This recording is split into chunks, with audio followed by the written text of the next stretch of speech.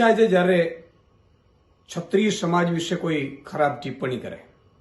એક ચારણના દીકરા તરીકે મને ખબર છે એની ઇતિહાસની, અને જ્યારે મત માટે કોઈ નેતાઓ એમના વિશે ખરાબ ટિપ્પણી કરે અને એટલી નિમ્ન કક્ષાની ટિપ્પણી કરે ત્યારે ખૂબ દુઃખ થાય છે. ઇતિહાસ તો તપાસો, રાજપૂતોનો, ક્ષત્રિયોનો. એમણે માથા આપ્યા છે આ દેશ માટે.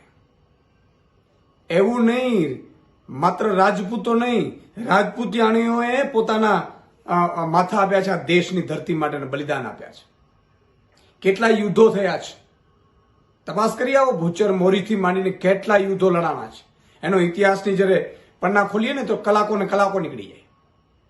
ત્યારે આ ખૂબ જ નિંદનીય ટિપ્પણી છે. અને પહેલું રાજ અત્યારે કોઈ ખુરશી નથી આપતું, ટિકિટ કપાય ને તો એને ઊંઘ નથી આવતી, ત્યારે રજવાડું આખું કૃષ્ણકુમારસિંહજીએ ભાવનગર મહારાજાએ પહેલું આપી દીધું હતું. ત્યારે હંમેશા કોઈ પણ સમાજ વિશે ખરાબ ટિપ્પણી કરતા સૌએ બચવું જોઈએ. વારંવાર કહું છું, સમાજ પોતાના અમૂલ્ય બલિદાનને યોગદાનથી ઓળખાય છે. અને આ ભાજપના નેતા રૂપાલાજીને મારે એટલું જ કહેવું છે કે ન માત્ર માફી માંગવાથી આપણે ભૂલી જશું એવું નથી, અંદરથી દુઃખ હોવું જોઈએ. આ રાજપૂત સમાજે આપણા માટે કેટલું કેટલું બલિદાન આપ્યું છે. ખૂબ દુઃખ થાય છે. અને ફરીથી કોઈ પણ નેતા હોય, કોઈ પણ વ્યક્તિ હોય, કોઈ શું કામ બીજી સમાજ ઉપર ટિપ્પણી કરે? શું કામ કરવી જોઈએ? આ એક નવી ફેશન શરૂ થઈ છે જે દુઃખદાયક છે.